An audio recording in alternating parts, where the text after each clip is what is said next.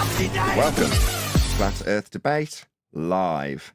I'm your host Nathan Oakley, and if you are new to this channel, or you've not done so already, then be sure to subscribe, hit the bell notification icon and join button if you'd like to become a Nathan Oakley 1980 channel member and keep up to date with the Flat Earth Debate.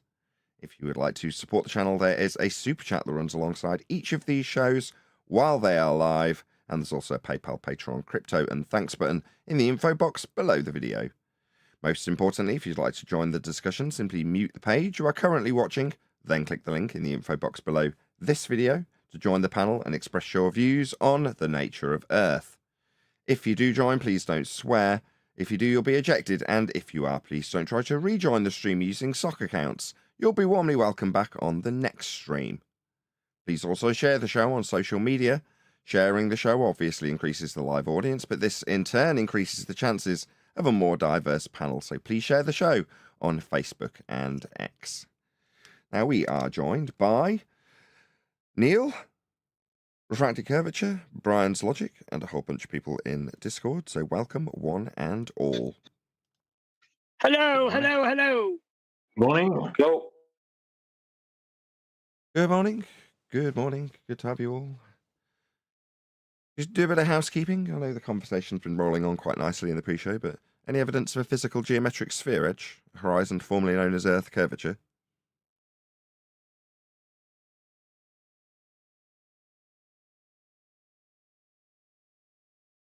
They were all warmed up, ladies and gentlemen. I promise you, they were all chit-chatting away. Hang on. Well, if the horizon level is sea level, what does that mean? It means the Earth is flat. Well, I don't have any evidence for. I don't have any evidence for a physical geometric globe Earth horizon because they can't have an horizon. And they claim that their horizon is a consistently refracted position, even though they don't have an horizon. And they don't even have refraction. But I do have Ruhiv admitting to me that sea level and horizon level are the same thing. So I don't know how that works with the rest of their claims, but he has admitted that to me. That doesn't work with their claim. The horizon must be below surface level. Yes. And surface level is sea level. Level. It can't be curving if it's level by description and definition. And their horizon is factually below surface level in a geometric geometry that's in orthographic representation. So no, it can't comport with their reality. Earth is flat for that to be true. Exactly. Yeah, so there's no way that the horizon could be at the same level as the sea level if the Earth was a globe. According to their maths, according to their claims. This is all according to their claim. However, in physical reality, as contradictory as it seems to be arguing this in 2023, nearly 2024, the horizon is below the level of the eye and represents the level of the surface. Ergo, if you are above the level of the surface, the horizon will be below eye level. Say all the flat earthers, how dare you? No, it's just a fact. It represents where the surface meets the sky, and if you are above the surface, you will be above the horizon. Any evidence of axial rotation of the Earth-based variety? Not from aerospace. That would cause massive problems, wouldn't it? As our meteorologist friend found out the other week. Yes, she never replied back to me. So far anyway. So I don't think I'm going to hear from her. It would be very difficult if the Earth rotated, even if it was a flat plane that rotated, or moved in any way for aerospace to do what they do. It would be could be quite the game changer, let's just say, from what we have at present. I want to shout out the King of Random channel, right? Because for years and years and years, we've had one side or another in terms of what describes Coriolis from the mainstream perspective. Now, I'm not saying the King of Random are mainstream, but I'm just saying that it's useful to have a video where they're making it clear that Earth rotates underneath a result of Coriolis deflection, and then packaging that up with snipers and balls tossed over a globe Earth and the deflection that you would notice if that was the case, and the fact that a sniper would have to account for Earth turning underneath. All of those claims packaged into one leave no wiggle room for our opponents. And if you go to that video, right, I can't remember what they named it, TKOR pancakes, Simon Dan and whatever the other guy, Matthew Learns. That's the title of the video. It's actually called Cute Coriolis Smashed or something like that. Anyway, Cute Coriolis Scientist. What was the words that Simon Dan used? Ruined. There you go. That's Ruined. the name of the, so it's Cute Coriolis Scientist Ruined. If you try and find it via that, that's the first bit of the title, you'll find it. But check out the comments in that video because there's no wiggle room. So it's pure 100% ad hom. Nathan's an idiot, because that's all they've got to throw back. Because what you're going to do, I lie. Occasionally you'll see in there, oh well, you don't understand Coriolis. It's like, we're critiquing a video from a scientist who claims to know what Coriolis is, and she says Earth turns underneath. You know, there's no way around it from their perspective on the anti-flat Earth side, which is great for us. Now, it may seem weird giving her admiration for actually just delivering the globe Earth rhetoric as it stands, but as it stands, it's much easier to debunk. So Earth rotates under sniper fire and helicopters. No, it don't. Yeah, you might be able to blag that it does under a bullet that's only in the air for a couple of seconds. But in terms of what that would do to aircraft, it's a massive, massive problem. But it's nice to have you overtly state that, the King of Random. Thank you. So we can debunk it, point out how Earth is not turning underneath. But it would need to be to have Coriolis, which is what you claim. Any Hello. more on this? Do I sound good? Hey, Alan. Yeah, not bad. All right. Yeah, I was thinking about this whole Coriolis effect. Maybe, are you sure they were talking about the Coriolis effect and not the Coriolis effect? Because I'm sure the Coriolis effect is an actual deviation and has absolutely nothing to do with the Coriolis effect.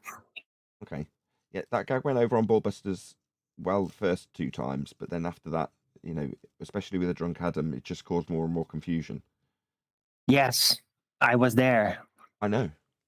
Anyway, no, we are definitely talking about the globe Earth claim that it has 2 reference frames. That's Coriolis effect. Ergo, Earth is claimed to turn underneath stuff. That's the claim. That's what Coriolis is. If Earth's claimed to have Coriolis, which it is, then it's turning underneath stuff, which it isn't. That's where we debunk them. Right, 43 people watching. Please smash the share button. We are so neglected in the YouTube algorithm. So if you're here, thank you very much for joining, first and foremost. Really appreciate you being here. But please share the show. Smash that share button. Okay, we'll do a couple, maybe 1 or 2 more housekeeping questions. We'll see how we get on. Any evidence of the distance to the sun? None whatsoever. We only have angular data. No actual positions can be measured. For that angular data, you'll need a flat Earth for. Oh, absolutely. Yeah, they got nothing other than a circular reasoning argument, where they found out the distance to the sun by pre-assuming that the Earth was a globe of radius 3959 miles, and they pre-assumed that Venus was also a globe of radius 3959 miles, or extremely close to that. And from there, with the transit of Venus across the sun, they determined that via angular sizes, with the sun being 0.5 degrees on average, and the angular size of Venus in comparison to the 0.5 degree on average sun angular size, that they figured out the distance to the sun via the size of Venus, right? They know how far away the sun must be and how big it is based off of the pre-assumption that the Earth is a globe of radius 3959 miles and that Venus is also a globe of radius close on 3959 miles. And how they know the distance to Venus? Because they know the distance to the sun. So they know the distance to the sun because they know the distance to Venus, and they know the distance to Venus because they know the distance to the sun. Problem solved. Well, no illogic there. There is some logic in it, which is going to be slightly difficult to understand at first, right? Illogic, I said. What did you say, sorry? I said no illogic there. In other words, illogic. Yeah, there's a lot of illogical nonsense in that. But one of the ones I want to focus on specifically is where we're focused primarily on the Kepler assumption and the Huygens assumption, which has just been detailed quite admirably by Brian. I'm going to say that that particular outrageous assumption by Huygens in the narrative may be a bit of a feast of nonsense, red herring, whatever you want to call it. And I beg your indulgence, right? If, where you describe them, assuming Venus has the, quote, same spherical value as Earth, that's quite a useful segue from one to the other, where in reality, that's where the former use of flat Earth turns into a switcheroo, and we formerly called it just the assumption of R. Well, hang on a second. If Venus has the same radial value as Earth, and Earth's radial value is derived from a flat plane, then it's improper to assume that that assumption by Huygens takes the orbital reference from Kepler that's taken from a flat plane and infers that the radial value derived off a flat plane matches the spherical R value of Venus. Well, that should be the focus, should it not? As opposed to what an outrage, you just assumed it was the same R value as Earth. Earth doesn't have an R value as a sphere, as he implies with Venus. But we're always focused on the Huygens assumption that Earth has a radius to match with Venus. But it doesn't. It's taken from a flat plane. Do you see my focus swing in terms of Huygens? What should we focus on? His outrageous assumption that R is the same for Earth as Venus. Venus is a light in the sky. Earth's where we stand. It's soil, water. It's not anything to do with anything sphere-shaped. But you can derive from the movements of the star that you're going to then imply back onto the stars a radial value derived from their movements over our surface. That doesn't take you to the sphere assumption of a sphere Earth matching Venus, does it? But that is primarily where our focus lies. I think that's wrong. Our focus should lie on the fact that he doesn't have a spherical R value to compare radial values of assumed spheres in the sky called Venus to an Earth derived from a radial value off a flat plane. That makes no sense. Until we phrase it, well, he assumes it's got the same spherical R value as Earth. That seems useful for the ballers. Yeah, I think that the circular reasoning is enough for people to throw it out the window, especially with the question of any evidence of the R value. And then we detail how it comes from a flat plane, from flat plane measurements, the Polaris. Maybe I'm wrong, but I think what Nathan's saying is, as long as you keep the pre-assumption intact that Earth is a sphere, and you just got lucky guessing at the size for the ratio that does line up, they can build off that. Correct. As long as we allow them. But what happened when we pointed out eventually to Mick West that he's assuming the R value? Yeah, he tentatively had to admit to it. But he admitted to it nevertheless. Yeah, under his breath. When we put it in front of Rumpus. Yeah, we do. Several of them say, yeah, we do just assume that we've got an R value. We know that Earth's a sphere. Well, why is that tolerated? Why do we then have to have the black swan to say, okay, well, if you're going to assume Earth's a sphere, it'll have a radius of 3959 miles and the distance to the horizon could be no more than 1.2 times the square root of the observer's height in feet, like in your maths, if you assume R, as you say you do. No, you don't. You measure R. It's not spherical. And it'll need a flat Earth to get it. So while we've begged their indulgence that they can assume Earth's a sphere, it allows them the opportunity or the opening to say, yeah, because we already know. No, you don't. You're measuring a flat plane. No, because they don't measure R. That's the point. That's the point. They never measured R. They measured angles, flat Earth elevation angles to Polaris, which allowed them to create the latitude and longitude. Exactly, like you said a couple of weeks ago. Exactly. Yeah. So the point is that they calculate an R based off of a back engineering, mathematical back end. I'm very specific, and I would say it, a mathematical back engineering of those measurements. So they don't have R. They don't have a measurement of R. They can only pre-assume an R based on the pre-assumption of a globe, and their pre-assumptions and calculations come directly from flat plane measurements. Precisely. So I don't know if we need to go any more complicated than that. Well, it's just a minor adaptation of what we would say already. So where you say, or in my diatribe, I would go through how Huygens assumed, as you have detailed, that the R value of Venus matches with the planar derived values of R when measuring angles. Well, that's much more accurate. It doesn't allow them the assumption of a spherical Earth based on what? Based on planar angle measurements, deriving a planar R value that's based on where things in the sky match up with things on the ground. So to say that, well, because things in the sky match up here with things on the ground and we can get a circle out of that, I'm going to say that the circle on the ground from the stars actually makes Earth a perfectly acceptable sphere to assume when we say that it matches up with the sphere I'm assuming it matches with Venus. No, there's a big disconnect there that we've just let slide. Out to Theo Megaworthy. He says, distance to the sun is 1. Hold on, let's just bring this on screen while I read it out. Sorry, Theo. Distance to sun is, 1. 1 is the loneliest. 1 is the loneliest number that you'll ever know. Indeedy. Thank you, Theo. Really appreciate the support. 2 could be as sad as 1. It's the loneliest number. I won't. Should we do one more housekeeping question? Yeah, absolutely. I mean, they are the lifeblood of the show, let's be honest. I like to do a couple a day, so that by the end of the week we've got through all of them. But I'll do one more. Any evidence that you can have gas pressure without a container? Well, no. I mean, the question is actually, to be honest with you, that question is, it's a non-starter. Doesn't make any sense. It's like the antecedent for gas pressure is a container, something to press upon, a physical container, a solid. It's a phase of matter. Has to be a solid phase of matter. This is just the antecedent. That's where gas pressure, that's how we create gas pressure. It's also how we have temperature.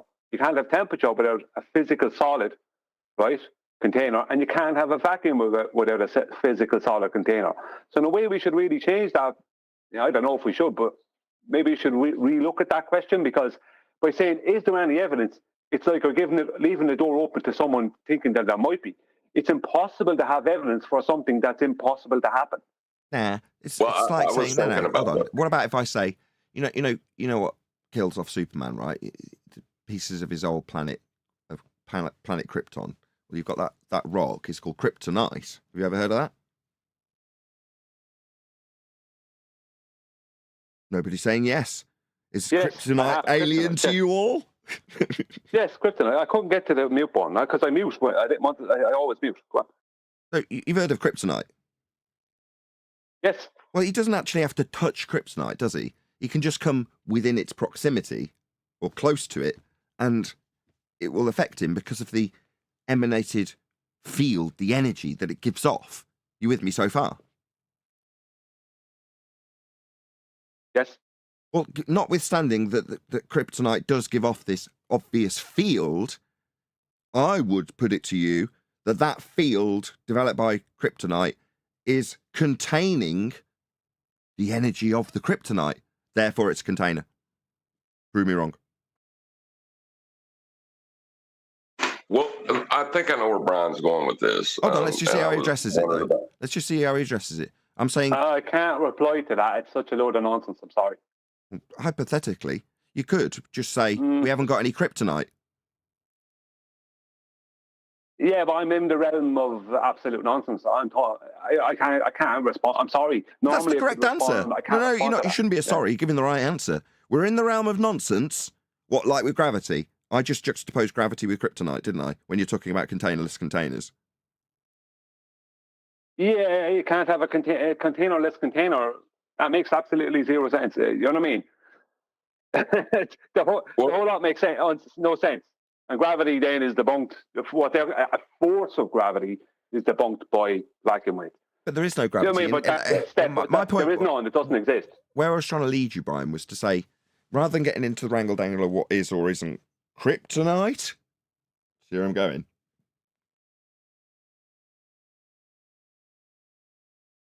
There is no kryptonite. Are you saying kryptonite is just kryptonite, whether people like it or not? Yeah, like it doesn't matter that you don't like the fact that gravity does contain gas within the heliocentric system.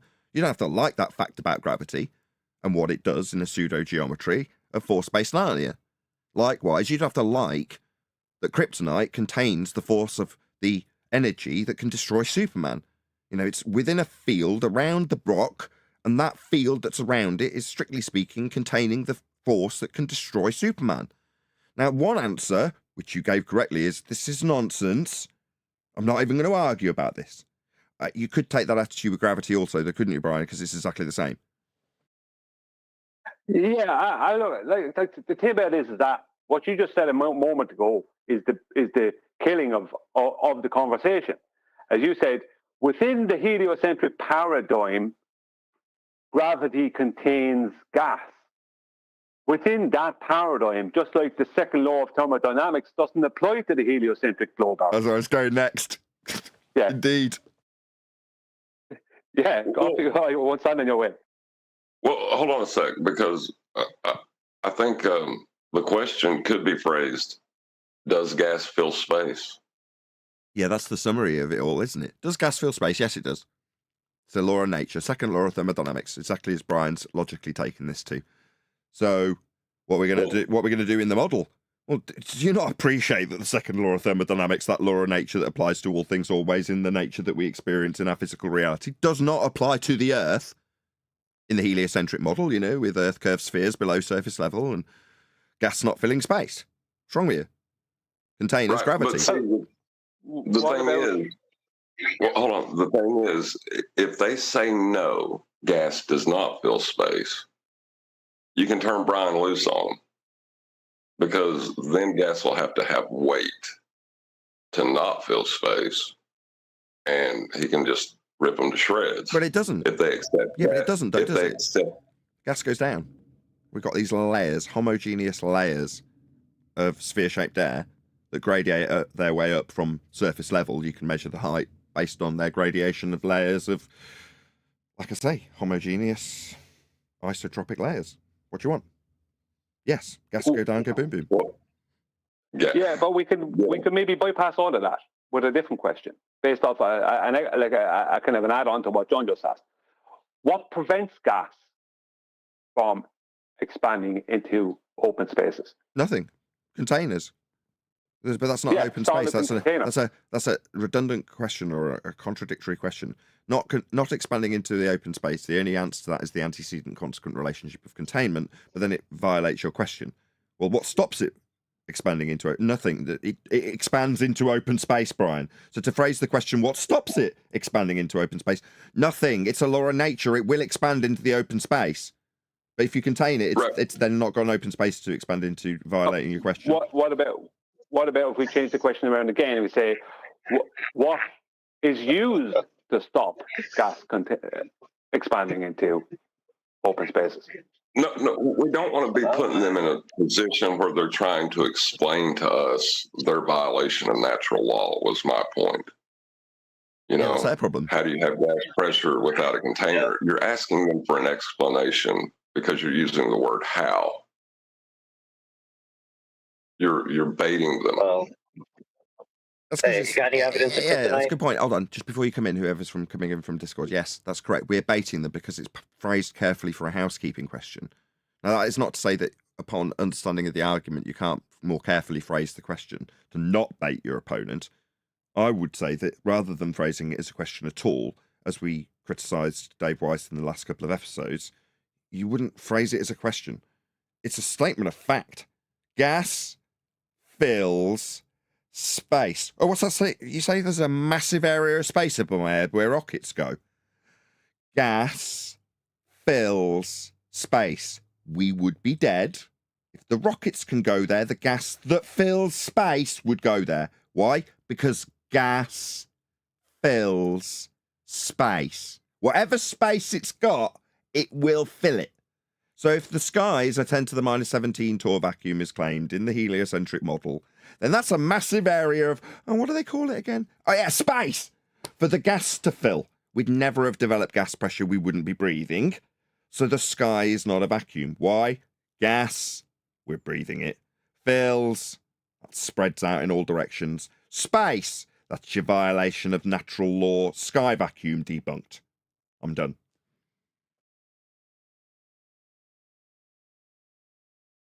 think AI had something to say from Discord. Go ahead, whoever it was. I think it was AI. Oh yeah, I was just gonna request the evidence for kryptonite. Since there is none, we can just dismiss kryptonite. Secondly, you don't need a physical phase of matter to prevent gas from expanding. All you need is the end of available free space. So, for example, if there's no more free space to occupy, then the gas wouldn't go any further. And the boundary of the available free space is entirely a metaphysical or hypothetical, which nobody knows the answer to, neither in the flat Earth community or the globe Earth. You know how that counter space can be described fourth dimensionally? AI. What? You know how that counter space can be described geometrically and as a fourth dimension? I'm just asking for a quick affirmation. I've got other things to add. I'm not sure where you're going, so go ahead. Oh, you'll see shortly. Imagine that fourth. This is obviously conceptually complex. I'll start slower and further back. Imagine if you were a two-dimensional drawing. I won't. But you know where I'm going now. Counter space can be described geometrically in a fourth dimension. Now imagine that fourth dimension bending. Yeah. Now that warping of that fourth dimension would give rise to the contained force of kryptonite. Do you understand?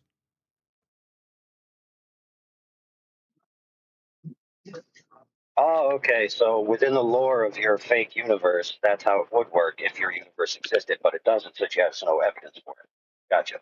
No, it does exist. This describes our reality. I'm describing it within a quasi-bent counter-space fourth dimension that, when bent, gives rise to the force that kryptonite would give off.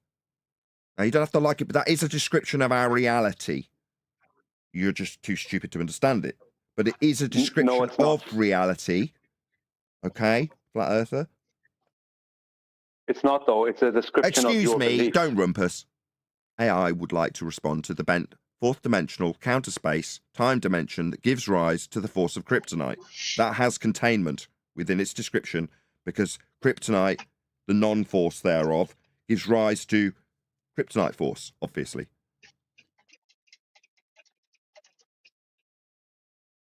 See? Stunned. Doesn't know what to say. It's been educated. It's been schooled. Now he knows that not only do we describe the reality of kryptonite forces in this fourth dimensional pseudo-geometry, but that is our world. Glad you all understand now. Kryptonite's real. It's got a force. It contains its force. And gives rise to a force. That would only carry if functional descriptions necessarily mean that that's what's occurring in reality, but that would be a reification fallacy at its core. You still have to prove all the conditional premises. It's incorrect. I'm not reifying the fourth dimension into our existence. The fourth dimension in the geometry describes our existence. That's not a reification. No problem, friend. I agree with you. I agree with you that if you have a descriptive model and name it a descriptive model, that's all it ever is. It's not reality. It's just a model of describing things. Exactly. In this case, I'm fine with that. That's fine. Yeah. In this case, it's describing reality. Perfect. I could do this all we're day. so far away from that filling space. Let's not worry.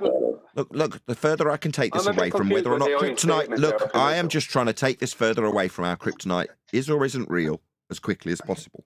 Now, if we can get onto the focus of whether or not AI understands conceptual bent counter-space mediums and the rise of the force that they give, then the better, because we're getting further and further away from whether or not kryptonite's real or what it even is, like gravity. Well, what was it the AI said originally? What was your statement originally? That was a bit of a head scratcher there. I didn't fully grasp what you meant. Yeah, my first statement was, where's the evidence kryptonite is real? That's where it all ended, right? So I could have entertained anything Nathan said, or I could have just said, dude, until you have evidence kryptonite is real, I don't care about your explanations of it and what it does or what it could do. But then I said, secondly, that if gas fills available free space, then a physical containment isn't required to stop it from expanding, right? All you need is no more available free space to enter, which is a problem of the boundaries of existence, right? Like the physical natural world, that old question, where's the boundary? Does it go on forever? Does it stop? that boundary, that problem exists in both quote unquote paradigms. Perfect. I could kiss you. Perfect. That's where I was trying to juxtapose. You just did a better job than I did there. Right. When I'm trying to juxtapose kryptonite with gravity, you're saying I won't entertain this discussion when it's kryptonite. Why? Because it's overtly obvious that it isn't real. But yet, when it's subtly introduced as being something that's real, when there's a focus on how gas behaves, you will entertain the idea of it being real and debate within the paradigm, Brian, specifically? No, he was dealing with the container, though. Sorry, go ahead. I could be wrong, but are you saying that if there's no more free space to go into, gas won't go into it, as opposed to a claim of a solid container?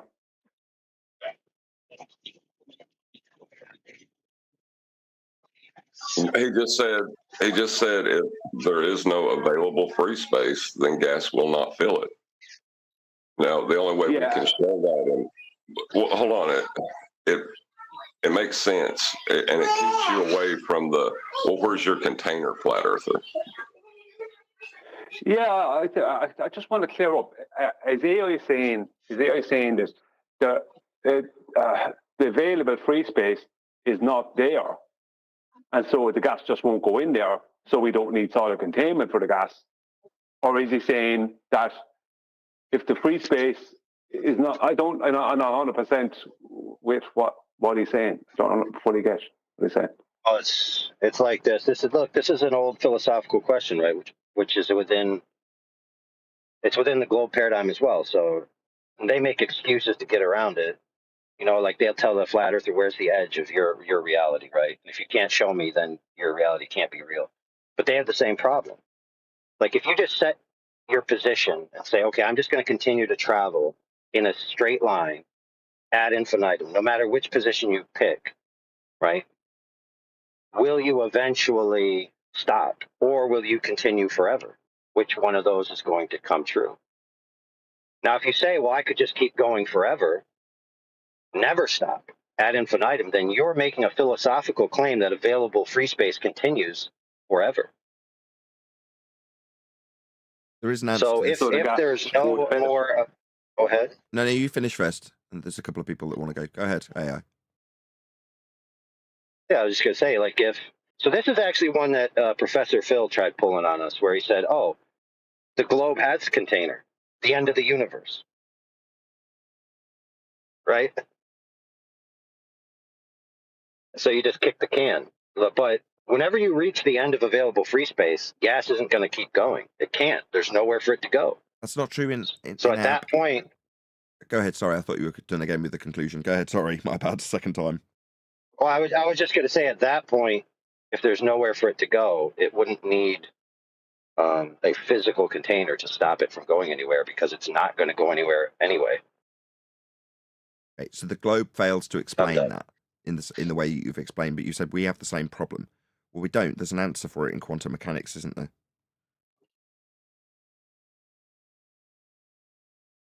Because of the lack of information at the edges of reality, if you want to infer this by example, then there is no retained information that can be taken at a later date from a knower to render that as an actual thing in existence, is there?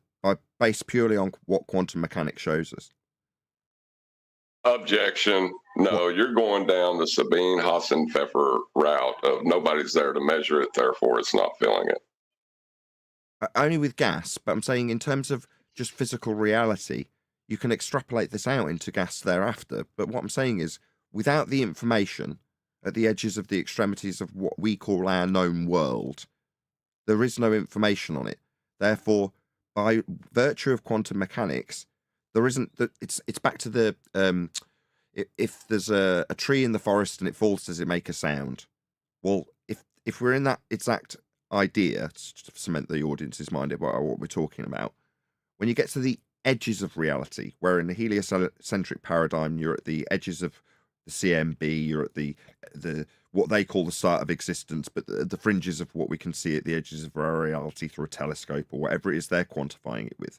Well, in quantum mechanical terms, you've got a different explanation because there is no information on that particular part of our world.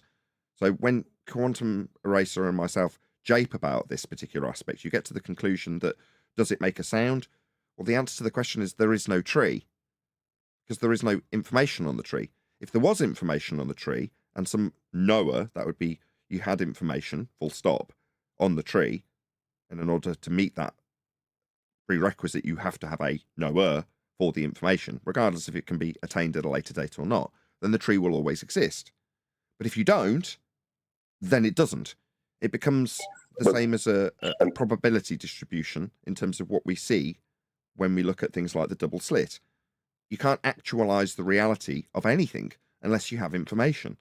Now, at the edges of where there is anything, you end up with no tree until someone goes to that area. Then there is a tree if there's a tree. It is like that. You can only render reality if there's knowledge on the reality. That explains it within quantum mechanic terms, where the heliocentric model can't. But you created an informational paradox within the question. About the gas? No, about the tree, because you would have to know the tree existed to know it fell, right? I realised that after I said it. There's a way that QE phrases it that ignores that paradox that I just can't remember how he phrased it. But the basics of what I'm saying you understand, right? No, it means you can't ask the question because you don't know about any tree. Right, but what it applies to what AI was talking about, because we don't, as far as gas filling space, that means there may not be any more space for gas to fill because reality hasn't rendered that far. Yeah, that's in yeah, effect. but the problem. But that is an explanation that is tolerable and even scientifically valid.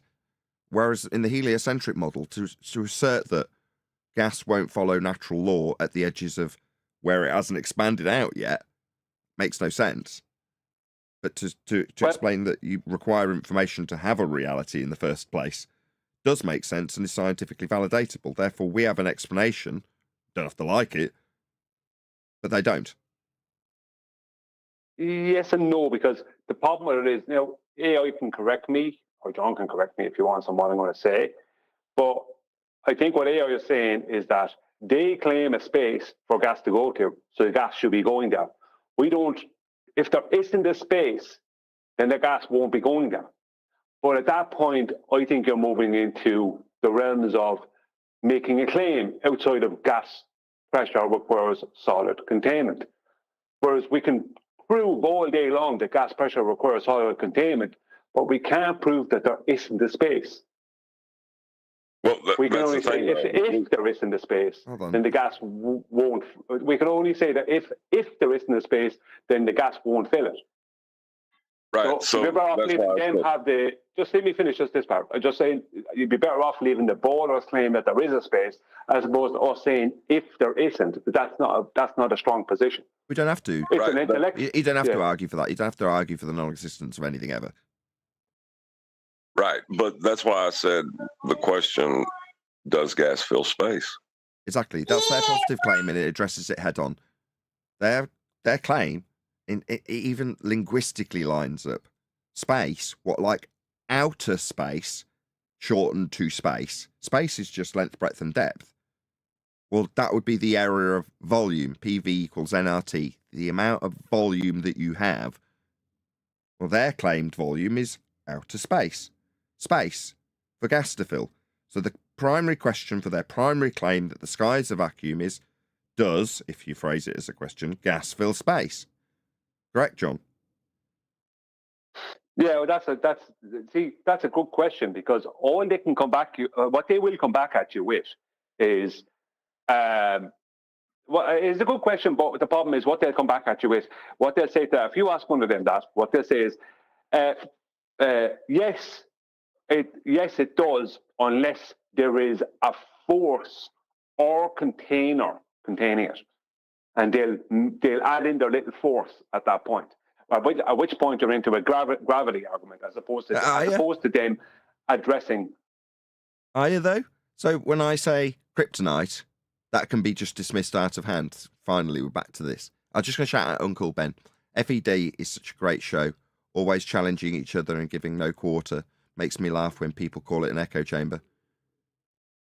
Yeah. Absolutely. Amen to that. Yeah, it's because Brian's mostly wrong. That's why we have to challenge him so often. You know that because you're always agreeing with me.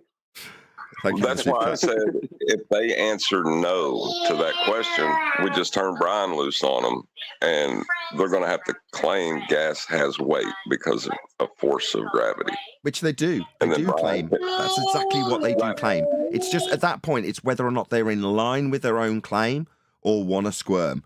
Because in line with their own claim, gas go down, go boom, boom. Gas has weight, gas has mass. Doesn't matter if they claim that it's the force that's been given rise to a non-force by way of bent space-time, or Newtonian simple force of a mass attracting mass to the Earth. That's gas with mass going down, go boom, boom. It doesn't, but it does in their rhetoric. Just depends if they'll squirm or not. That's all you're assessing at that point. It's the character or intelligence level, it might be pure ignorance, of your opponent. Does gas fill space? Answer, yes it does. Space is fake. Outer space does not exist. No, gas go down, go boom, boom. Now at that point you can choose to question the integrity of your opponent or just prove them wrong. Well, I was thinking about another question, back to what John asked, is like, does gas fill space? The question I had was a variation on that was if, based off of that question and what AI said, what about if there is a space, will gas fill it? Yes. Yes, exactly. So what would a baller say to that? If there is a space, will gas fill it? They can only come back at you, I suppose, with the same nonsense. I like the phraseology, though. I like that phraseology. That's spot on. Because say it one more time. If there is a space, will gas fill it? If there is a space, will gas fill it? That's more akin to getting an answer from a baller. It's a trap. Yeah, if there's a space, then gas will fill it. Is space a space for gas to fill? Yeah. I like it. I like it a lot. Because at that point, they can't even fall back on PV equals nRT. Because when you're saying there is a space, like space can be within a sealed containment system, right? That's still a space for gas to fill. Like an empty container, right? That is a space. If you put gas into an empty container, it will fill the container. But if they're claiming a space, then they can't even juxtapose, throw in, like another way they want to shoehorn in their force of gravity claim next to a solid container. They'll go, like they want, like with the other question with John saying, if does gas fill space, they would say, yes, unless there is a force present or a solid container preventing it. Whereas this one, you're saying, if there is a space, will gas fill it? They can't even go to the container because, you know, an empty container is a space as well. They have to go, they have only one, you know what I mean? What are they going to say? Well, if there's a force, what did they do? They have to either say, if they say no, then that's wrong. They have to say yes, don't they? If there is a space, gas will fill it. Or the only thing they can say is talk about a force. They can't even talk about container at that point because an empty container is a space. The kryptonite does overcome this argument, though. No. See, this is the thing. We're lost for years with this, and we need to find a way around it. We're constantly going into a debate with people who want to bring us into their beliefs. Well, hold on. It's because we deal with a lot of deniers who deny that Krypton even existed. They don't realise that the dusty lights that we see through the telescope is the remnants of Krypton. I mean, you guys are just deniers of science. Well, the only question is, do you believe in kryptonite? Yep, absolutely. Well, that's a belief you hold. That is not a knowing. It's not knowledge. It's not physics. It's something you believe in. It is physics. I can show you the pseudo-geometry of it very easily. That's physics. Well, what does this kryptonite do to the air? The non-force of kryptonite, because it's just a rock to you and I, obviously, gives rise to the force of kryptonite. Now, I could explain it. It's quite complex counter-space geometry. No, it's okay. What does it do to the air? What effect does it have on our air? Makes it go down, go boom, boom. But that would mean that objects weighed in a vacuum would weigh less. Because once you remove that, force it down. They do. They don't. No, they do. Wait in a vacuum way more. Oh, they do. Well, at that point, what are you going to do? Someone's... they do. You see what I mean? How that question about filling space, though, it leads them right into Brian tearing their leg off like a wild animal. Yeah, which he just did. I just didn't mean it by going, he do, or whatever I said. At that point, there was no point in going on forward. All right? We learned that over the years. At that point, when someone's going to be ridiculous, he's go, that's it, it's over. You know what I mean? It's just someone just being a sore loser at that point. You know, that wasn't a goal. It wasn't a goal. You know what I mean? I didn't see it. That's because it happened behind you. Yeah, well, if I didn't see it, it didn't happen. It's like saying that kind of thing. You know, it's like I scored the goal. I mean, I didn't see it. It's like a goalkeeper saying I didn't see it go in, so that means it didn't go in the goal. It's as ridiculous as that, isn't it? Yeah. I mean, but at that point, they'll sabotage the rest of the conversation because they've lost. And a lot of the times when we do a show, last time this happened was with that Ethereum guy with a foreign accent. I've forgotten his name. You knew his full name, Brian. Georgie. Johnny B. Oh, Johnny Bernard. But see, the problem with that is that when we get entertained past that point, we should stop entertaining past that point. It's over. Because when we're entertaining past that point, we're only allowing them to have some kind of a full win of some kind. It's like, no, they have to have the intellectual honesty to admit they're wrong, or just they need to be on mute because there's no reason for them to continue talking. I know it's a bit of a harsh move, but it's like it has to be, because why should you waste your time? Now, okay, sometimes I understand, Nathan, you will do it, and sometimes I understand it's good for the audience, people who are new to hear this. But like with Johnny Bernard's, it was useful. But most time with ballers, there's no point in continuing on. It's like when I say, in a debate, when I show something to be correct, and it's 100% correct, undebunkable, and the baller tries to come up with some nonsense. At that point, once I show something to be correct, I can just stand up and walk out of the debate. I don't need to continue. I don't need to stay there for another hour debating. If I'm in it, not that I go into these stupid debates with these stupid ballers, but if I was, the flat earthers need to know when it's time to go. Thanks for the debate. Goodbye. It's over. The longer you stay and entertain them, the more validity you're giving to people who don't have validity after the point of them being debunked. You just want to mute them, Brian.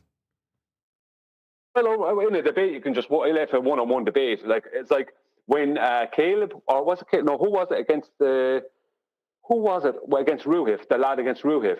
And when Ruhif admitted something about the geometric horizon, something about, can't remember what it was. You might remember, Nathan. My memory's gone. But once he used a bit of confessional debating against the guy, and the guy, instead of falling for the dupe where perspective worked in his favour for globe Earth, yes. Which it doesn't. He just went, well, you've just proven my point. Kudos. Thank you. Good night. Pretended to put his hat on. Yeah, exactly. When Ruhif said, it's just unresolvable. Once Ruhif said that, he just said, thanks for the debate. Goodbye. There's no need to stay after that point. It's over. At that point, your opponent has admitted defeat. But if you don't see that, like as you say often the time, Nathan, and said it for a couple of years now, flat earthers don't realise when they've won. You've won at that point. Once the confession comes out, walk away. Because otherwise you're spending an hour of your life or 2 hours more of your life arguing with someone who's willing to know they lost but continue debating. What's the point?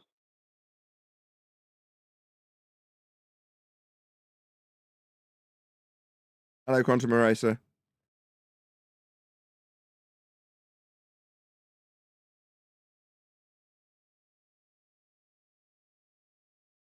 Hello. Yeah.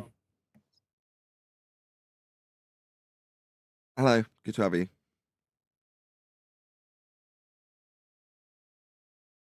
Your arrival didn't break the tone or timbre of the show or anything.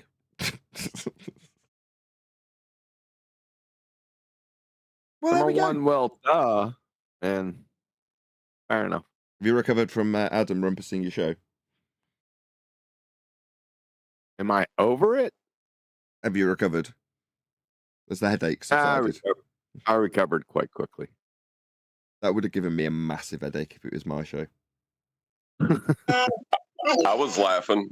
It was. I watched that whole episode. That was kind of funny. Just see QE and Adam's interactions was worth watching it. My wife came in. She never comes in. I don't think I can remember a single time that she's come in to listen to a Ballbusters ever. That's the first time. And she came down and she was sat chuckling and adding a 2 pennyworth about how funny Adam was. So, you know, I had some affirmation that it's like, no, don't shut him down too much.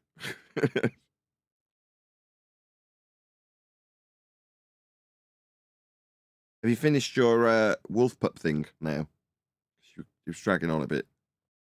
On Craig, yeah, that's done. I don't know why he did it, to be honest.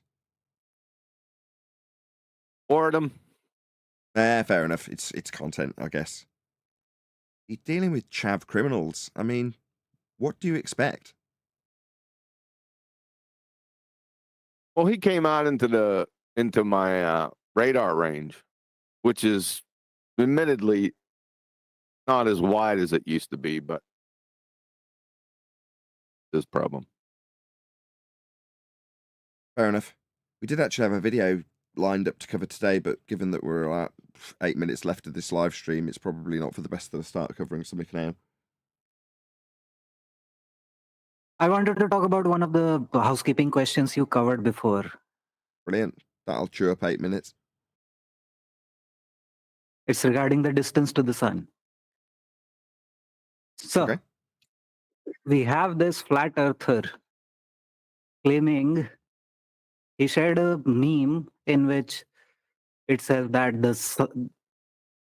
the earth is bigger than the sun, or you can put it the other way around, the sun is smaller than the earth. And it had Morpheus from the Matrix's image, just trying to look cool and everything. And I cross-questioned that if you are saying this, then you are making a vacuous claim without knowing the actual distance or size or nature of the sun. You are making a claim which you cannot substantiate. Let's try to avoid such mistakes, which we came out of within heliocentrism, and we point out similar mistakes within heliocentrism. So his response came as, I was expecting someone to say that, and he presented the spotlight effect or the hotspot effect as a proof of the sun being close. A result of that is crepuscular rays and everything. But basically, you must have seen images of the hotspot of the sun on clouds. So that was his basis. Any comments on that? Okay. So the sun is a flashlight over a flat plane? He's saying when he shows crepuscular rays coming through the clouds, right?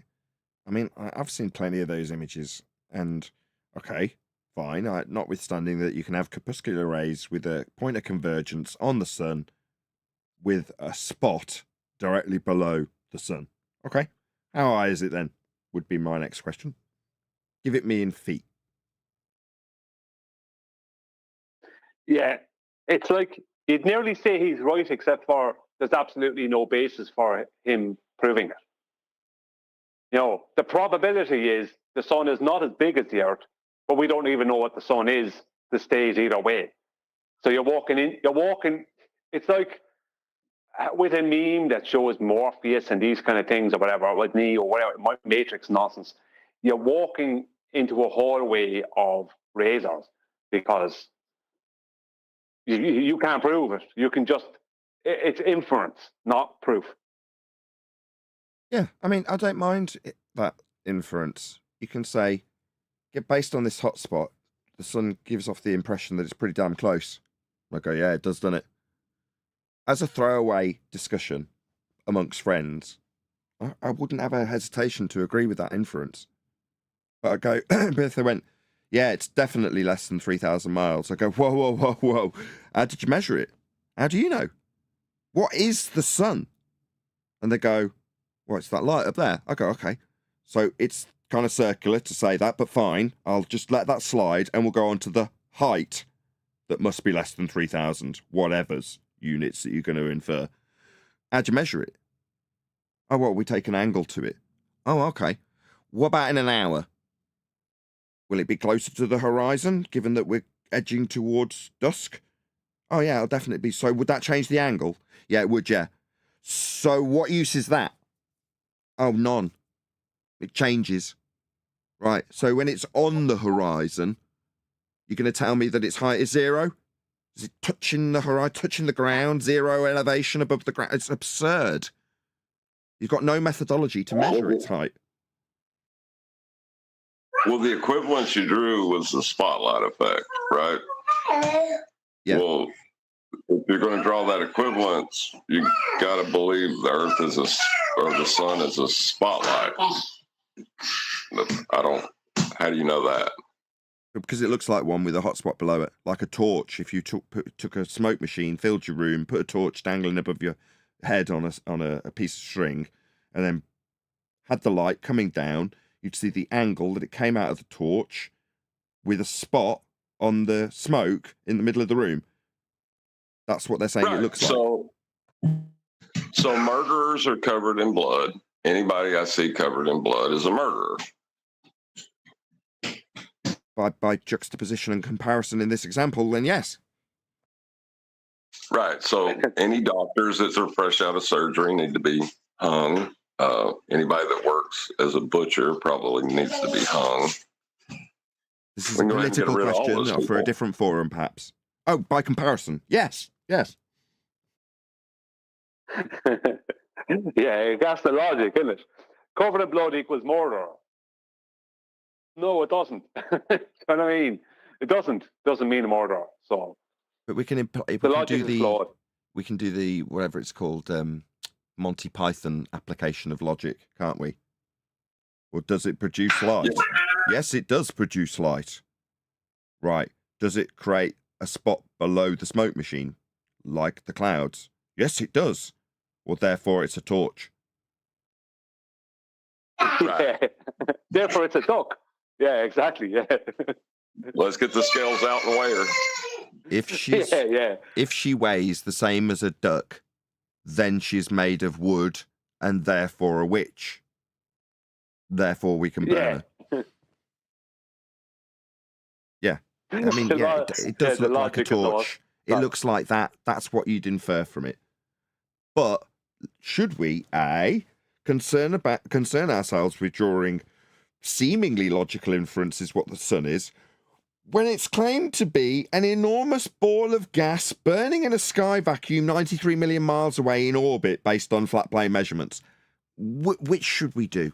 One, make our outrageous claim that we can't back so that people can argue with that, or two, debunk their claim because they're taking a measurement of an angle off a flat plane as well.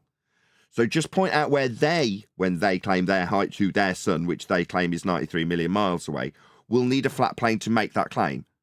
Once you've done that, you've got their claim using a flat plane and obliterating their distance.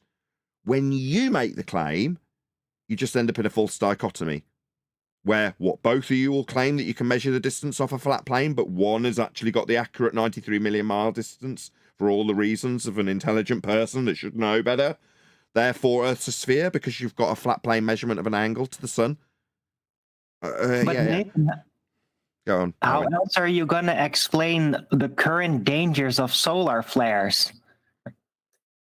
Are you on acid? What? Don't you know the new risks of solar flares? They're really dangerous, right? Like the explosion of the gas in the sun can suddenly reach such a magnitude that the explosion of the gas can actually escape the gravity of the sun enough to reach Earth and create all kinds of havoc, right? Yeah, it also activates the kryptonite to affect human cells. So I understand, Darwin. It's terrible. Fear porn. Yeah, it's really the current thing now. They're really hyping it up. So that means that, of course, the sun has to be a giant exploding ball of gas. Don't be afraid. Be very, very, very afraid. Okay, so I will go back to Nathan's point. And so I also agree. And in my response, I also said something of the same sort in which I gave him two exhibits. Exhibit A being when a glober says that the sun is 93 million miles away, a flat earther asks, prove it. The glober gives some baseless assertion and the flat earther points it out. This is the first exhibit. The second exhibit is the glober says the sun is 93 million miles away. The flat earther says, no, it is not. The sun is small and local. The glober says, prove it. And the flat earther says something like the spotlight effect or the hotspot effect, whatever the hell that is supposed to mean. So it's a matter of choice, of priority, which way you want to go. But the second exhibit unnecessarily reverses the burden of proof on flat earthers. Well, You missed a step. Arthur, Oh, no. if I may- You missed a step. So there's a No. third step to that. So what the baller then does, so in your example, that was absolutely perfect, by the way, Arthur, perfect. Right? So flat earther says hotspot when we've got the full dichotomy set up, which wasn't necessary. Perfect example. Then the glober says, I can use a flat plane measurement to prove Earth's a sphere in this false dichotomy. And because I'm better at utilizing a flat plane for an angle to the sun to claim its height in orbital motion around a sphere that was derived from a flat plane, I sound far more intelligent when I use a flat plane to prove a sphere. Therefore, Earth's a sphere. Were you listening in, John, when I gave you loads of props in Ballbusters? I might have missed that part. I gave you plenty of props in Ballbusters because there was various different points where it got to the stage where this exact scenario happens. But typically, you give a fair example where you're like, no, the flat Earth is competent and will offer up a plane measurement, in this case, for height to the sun. Now, that would be a failed example as well because it's going to move throughout the day, changing its angle. Nevertheless, they're giving a flat plane measurement that fails, and the globe earther gives the exact same example off a flat plane but says it proves a globe. So you end up in a false dichotomy with two claimants, one making a claim that's going to fail, that uses a flat plane but fails for whatever reason. In this case, a failed claim because of hotspots. Okay, we're talking about the height of the sun. You say it's local. You say hotspots is your proof. What say you, glober? He says, I can measure a flat plane. He listened to all this clever maths, and that proves a sphere. Right, John? Yeah, that's basically what they've been doing from the beginning with Right. everything. Just about. Oh, I'm as an desperate to run alternative this. to the hotspots, a flat earther could just say, yeah, but Aristophanes. And I'm now just going to presuppose a disk instead of a ball. And then the angles to the sun proves it's supposedly 3,000 miles away. I mean, they could just pull a literal Aristophanes to counter the ball version of Aristophanes, and it would reach the same goal. I mean, neither of it would prove an actual location of the sun. But both would require a flat plane Well- to use the methodology. Aristophanes. That would is use a true, yes. Right, well, that's Yes, but- John's point. So Sorry. when they say we've got a flat Earth proof and the other opponent says I've got a globe proof, what will actually happen is there'll be two flat Earth proofs stacked up against one another, or in this case, one flat Earth proof being used by a glober to measure angles off a plane to infer orbital motion. The other will be a hotspot over a cloud to infer that it's small and local. Arthur's predominant point is that ain't necessary. They've claimed they've got a height to the sun 93 million miles. You, as Joe Normie Flat Earther, haven't got any necessity to claim anything. Now, if you want to take their claim and prove that they used a flat Earth for their claim, that would be the right thing to do because you don't have to defend anything. Why would you? Why do you want to claim you've got a height? Why do you care about the height of the sun? Because of the hotspot. Does it make any difference to your life? No. The only reason you're doing it is because the Feast of Nonsense has pre-fed you a meal that made you feel it necessary to regurgitate up that crap in false dichotomy. You don't have to claim what height the sun is. Even if you did know, does it help you prove Earth's flat? Well, with the angle measurement they'll be using, yeah, it does. Focused on No, but that. what it does is a little bit of counter programming against, like, no, it has to be 93 million miles away, and that's it. It's like a reflex counter programming, but it's technically not proven. The only way it's proven is that, oh, I'm proving a globe based off measuring a flat plane. Well, I'm proving a flat plane measured off a flat plane. I mean, Well, based on a that's hotspot. really the thing. Well, with Arthur's example, it's Yeah, just but- based on it having a hotspot. Yeah, but the Yeah, but hotspot is just an illusion, really. I mean, you don't even know what you're looking at there. Yeah, Not but that. there's a People subtle want nuance you're answers. missing. Yeah, but there's a subtle nuance you're missing. The glober believes the sun is X size and 93 million miles away. But the flat earther believes the sun is X size and 3,000 miles away because they have a belief. This is what they're doing. They're arguing my belief versus your belief. David Weiss, right? He's let him David, finish. hang on. They have a different Hang on, presupposition. Let me finish. Arwin. Let me finish. Let me finish. David Weiss can claim that he is a flat earth map and show someone the Gleason's projection. And a border can say, Australia is too big. And David Weiss can say, you're just not open-minded enough. Go on, Arwin. Yeah, no, it was a good point. I mean, it's just a matter of presupposition. I figured this out in, what was it, 2018 or something, right? Flat Earth presupposition of a disk with the 3,000 miles away and the sun, the 93 million miles away, based off the presupposition of the Earth being a sphere.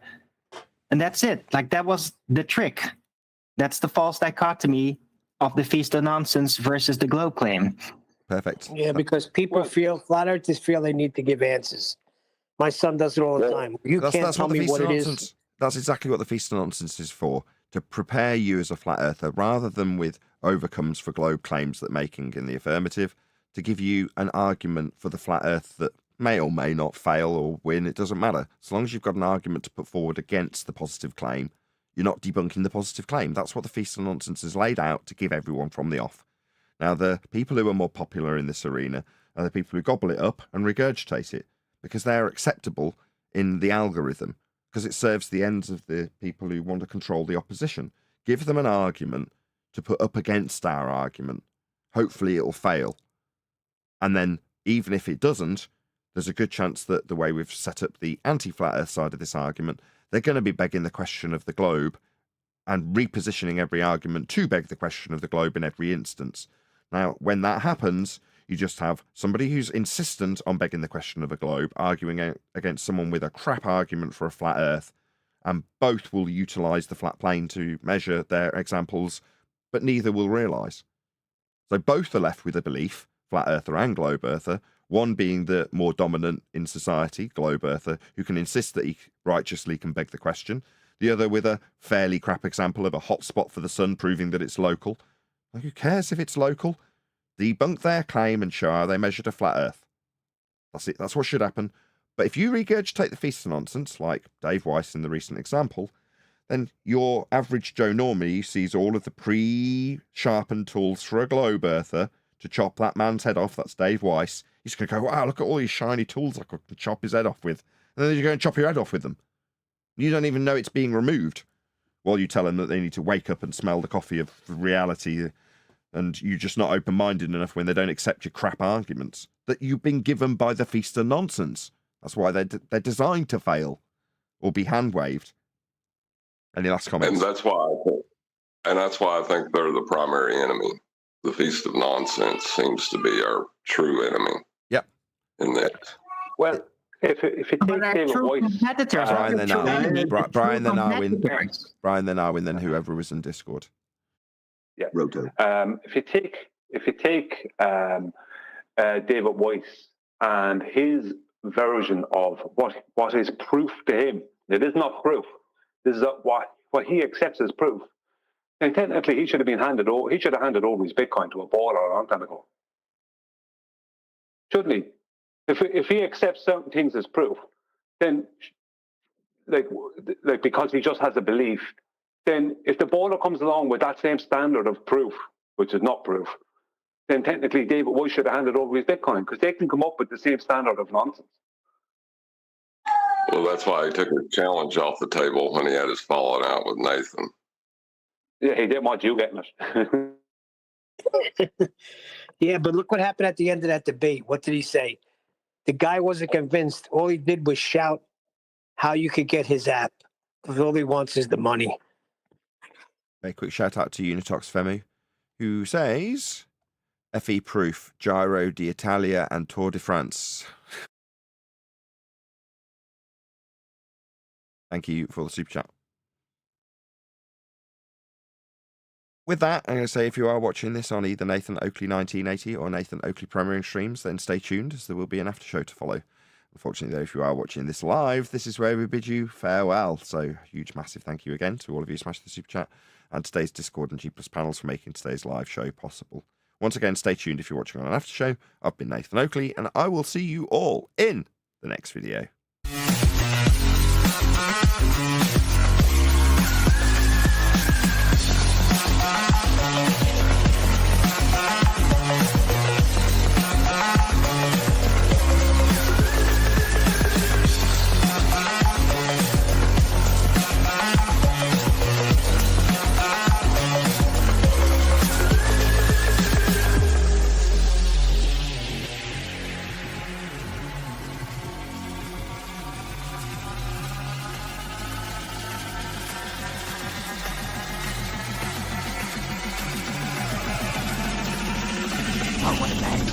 What a lovely day!